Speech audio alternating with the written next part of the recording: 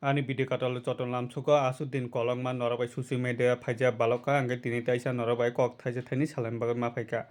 Angke susi media asike pai paya ke butuk bai khawoi musalai bohorok pai paya ke balai mani chung nungoi mangkha. Susi media asike baralongoi tongo tabuk.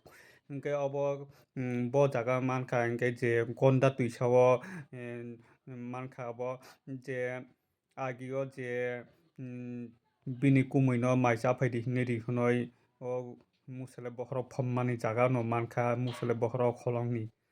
Pai paya khe khalai balsalai mani chung nungoi mangkha social media asike bara ongoi tongo tabuk.